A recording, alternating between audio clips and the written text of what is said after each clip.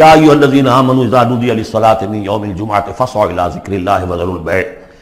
اے ایمان والو جب تمہیں پکارا جائے نماز کے لیے یوم دن جمعے کے دن یعنی جمعے کی نماز کے لیے، تو لپکو اور دوڑو ہر طرح کے کاروبار کو چھوڑ کر اللہ کے ذکر کی طرف، اور چھوڑ دو کاروبار۔ اور یہاں ذکر سے مراد نماز تو ذکر ہے ہی، اصل میں خطبہ ہے۔ ذالکم خیر لکم ان کنتم تعلمون، یہی تمہارے لیے بہتر ہے اگر تم علم رکھتے ہو۔ فاذا قضیت الصلاۃ فانتشروا فی الارض وابتغوا من فضل اللہ، یہودیوں کا جو یوم سبت والی وہ سختی نہیں ہے، صبح کا زیادہ وقت تو مطلوب ہے کہ لگے اس کام میں، لیکن جمعے کے بعد پھر آپ جائیں اپنے کام میں لگے۔ جب نماز ادا ہو چکے اب تم زمین میں منتشر ہو سکتے ہو، جاؤ اللہ کا فضل تلاش کرو، وابتغوا من فضل اللہ واذکروا اللہ کثیرا لعلکم تفلحون، اور اللہ کو یاد کرو کثرت سے تاکہ تم فلاح پاؤ۔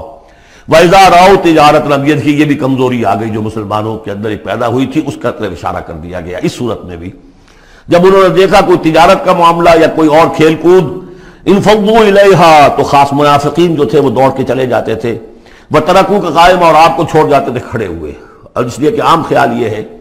کہ عام طور پر پہلے جو ہے خطبہ جیسے عیدین میں بعد میں ہوتا ہے، ایسے ہی جمعے کا خطبہ بھی بعد میں ہوتا ہے، سمجھا انہوں نے نماز تو ہو گئی چلو۔ فرمایا نہیں، قل ما عند اللہ خیر من اللہو والتجارہ،